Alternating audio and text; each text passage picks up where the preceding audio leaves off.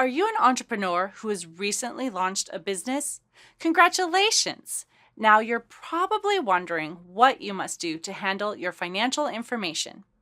As a new business owner, you may be overwhelmed with all the requirements. Understanding accounting terms, bank reconciliation, and creating financial reports can be confusing. That's why I created this course, so I can share my knowledge with you to guide you through the most important steps when it comes to your bookkeeping.